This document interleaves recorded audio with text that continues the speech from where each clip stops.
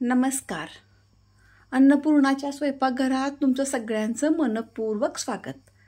काल मी जो हा ग्रेव्हीचा व्हिडिओ टाकला आहे तो तुम्ही सगळ्यांनी बघितला असाल अशी अपेक्षा करते. तर हा व्हिडिओ मी काल टाकला आहे, त्याची जी ग्रेव्ही बनलेली आहे आज आपण त्याच्यापासून पनीर बनवणार आहे. तर ही अशी आपण काल ग्रेव्ही बनवून घेतली होती, जी ग्रेव्ही अगदी 4-5 किंवा त्याच्यापेक्षाही जास्त दिवस चांगली टिकू शकते. आणि जे हॉटेलमध्ये किंवा ढाब्यावर ही अशीच ग्रेव्ही बनवून स्टोअर करतात आणि ऑर्डरनुसार मग ते पनीर किंवा इतर भाज्या बनवल्या जातात. तर चला, आपण जी कालची ही ग्रेव्ही आहे ती मी काल फ्रीजला ठेवली होती. आज आपण त्या ग्रेव्हीपासूनच पनीरची भाजी बनवतोय. तर मी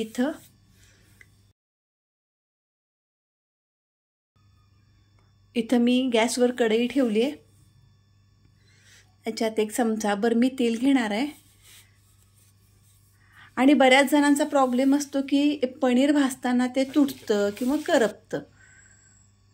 तर तेल अगदी योग्य प्रमाणात तापवायचं आणि पनीर अगदी हलक्या हाताने परतायचं. माझी कढई खोलगट असल्यामुळे जरासं प्रॉब्लेम होतो. तर मी आता हे पनीर शालो फ्राय करून घेतले आणि मी तवा पनीर बनवणार आहे. त्यासाठी मी इथं क्यूबमध्ये कांदा आणि सिमला मिरची कट करून घेतली आहे.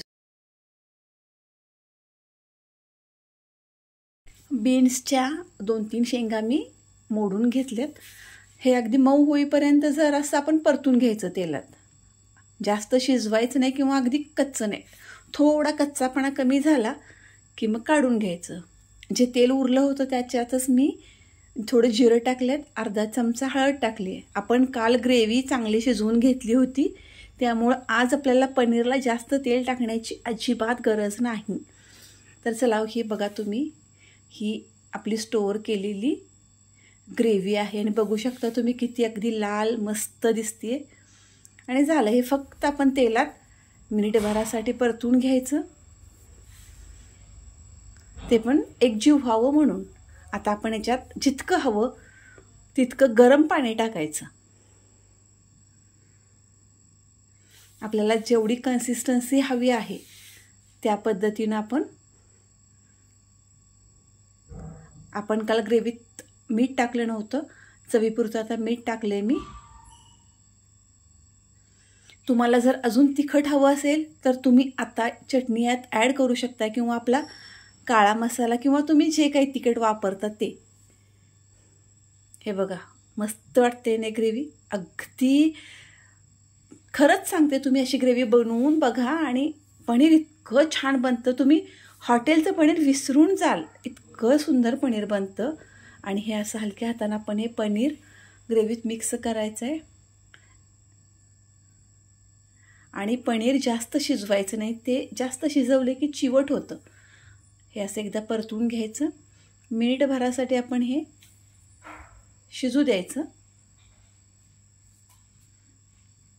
तुम्ही बघू शकताय कसं सुंदर, एकदम अगदी तोंडाला पाणी सुटतं की नाही बघून.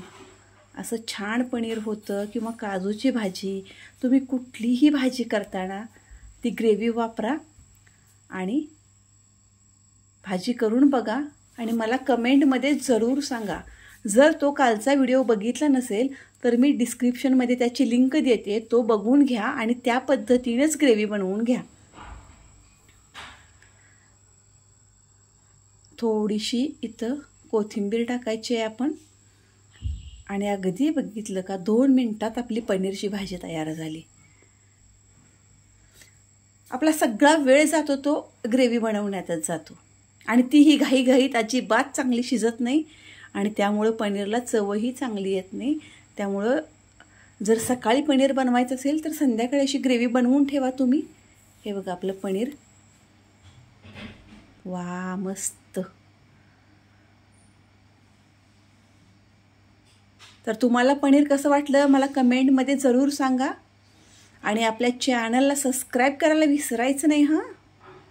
तर चला, परत भेटू एका अशाच मस्त ट्रिकी रेसिपीसोबत. तोपर्यंत धन्यवाद.